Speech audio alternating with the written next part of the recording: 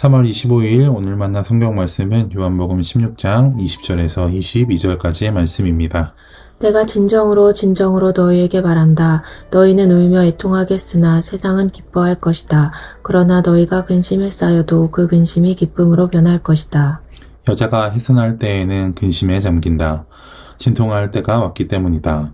그러나 아이를 낳으면 사람이 세상에 태어났다는 기쁨 때문에 그 고통을 더 이상 기억하지 않는다. 이와 같이 지금 너희가 근심에 쌓여 있지만 내가 다시 너희를 볼 때에는 너희의 마음이 기쁠 것이며 그 기쁨을 너희에게서 빼앗을 사람이 없을 것이다. 아멘.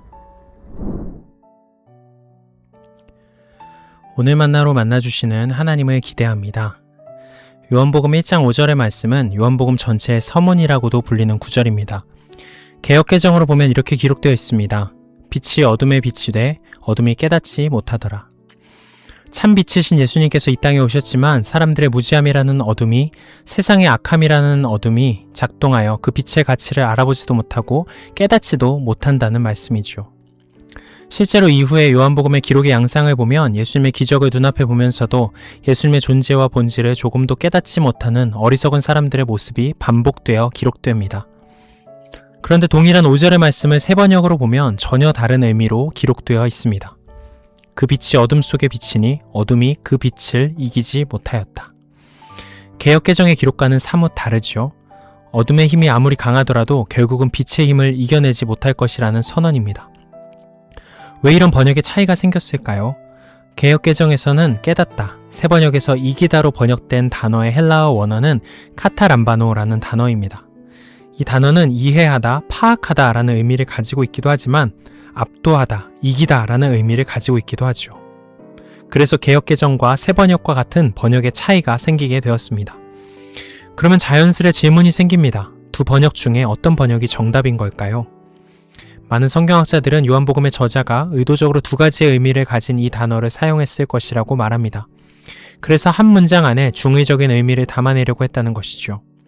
그리하여 저자의 본래 의도를 살려서 사역을 해보면 1장 5절은 이런 문장으로 번역이 가능합니다. 빛이 어둠에 비치되 어둠이 깨닫지 못했습니다. 그러나 어둠이 그 빛을 이기지 못하였습니다. 빛이 어둠에 비치되 어둠이 깨닫지 못했습니다. 그러나 어둠이 그 빛을 이기지 못하였습니다. 이 한 문장은 요한복음이 쓰일 당시에 초대교회 공동체가 경험했던 예수님의 생명력을 명료하게 보여줍니다. 앞서 말씀드렸듯 예수님을 발견하지 못하고 깨닫지 못하는 사람들의 무지함의 어둠, 오만함의 어둠이 한켠에 있습니다. 때로는 그 어둠이 너무 거대하여 모든 것을 삼켜버릴 듯 보이기도 하죠. 하지만 요한복음이 선포하는 진리는 무엇입니까? 결국에는 그런 모든 어둠과 같은 한계와 절망 가운데 참 빛이신 예수님의 사랑이 비치니 어떤 어둠도 그 빛의 힘을 이기지 못하더라는 것입니다. 일시적으로 완전한 어둠을 맞닥뜨린 것 같다 할지라도 결국 우리의 결말은 예수님의 완전한 사랑이 만들어 놓으신 빛으로 향할 것이라는 선포이죠. 오늘 본문도 이런 서문의 큰 그림 안에서 이해해 볼 수 있습니다. 예수님은 세상을 떠나시기 전에 제자들을 향해 장차 닥칠 어둠에 대해서 계속해서 말씀하십니다. 조금 있으면 자신을 보지 못할 때가 올 것이라고 말씀하시죠. 그리고 울며 애통하고 근심에 쌓이게 되는 때가 올 것이라고 말씀하십니다. 예수님은 자신의 제자들과 그 이후에 진리를 따라서 믿게 될 사람들이 만나게 될 어둠에 대해서 말씀하십니다. 세상으로부터의 조롱과 박해, 신실하게 믿음의 길을 걸어가려 하지만 흔들리는 마음과 발걸음, 그리고 더 이상 예수님이 함께 하시지 않는 것 같이 느껴지는 지독한 부재감, 이런 모든 어둠이 제자들을 비롯한 모든 세대의 신앙인들이 만나게 될 어둠이라는 것을 분명히 말씀하시는 것이죠. 그런 어둠을 만났을 때 우리의 마음은 무너지고 근심에 쌓이며 불안과 두려움에 삼켜지게 될 수도 있습니다. 하지만 예수님은 제자들을 향해 이어서 말씀하시죠. 너희가 근심에 쌓여도 그 근심이 기쁨으로 변할 것이다.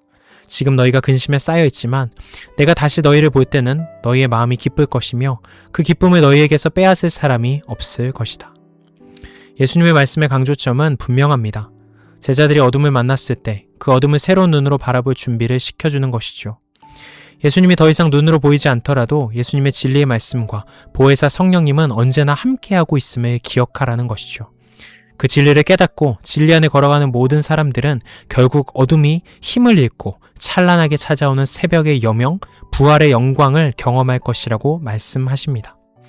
그러니 그 소망을 품고 눈앞에 보이는 어둠의 힘이 아무리 강대해 보여도, 어둠이 아무리 짙어 보여도 결국 그 어둠은 반드시 빛으로 이어지는 어둠이라는 것을 기억하며 계속해서 신실하게 걸어가라고 예수님은 말씀하십니다. 사랑하는 성도 여러분, 우리 역시 신앙의 길을 걸어가다 보면 다양한 종류의 어둠을 맞이하게 됩니다. 예수님이 멀리 계신 것처럼 느껴지는 깊은 부재감 속에 괴로워할 때도 있고, 세상의 소리와 현실의 무게가 우리의 마음과 걸음을 흔들어 놓을 때도 있겠죠. 그러나 주님은 오늘 우리에게도 동일하게 말씀하십니다. 지금 너희가 근심에 쌓여 있지만 그 근심이 기쁨으로 변할 것이고 그 기쁨을 빼앗아갈 사람이 없을 것이다.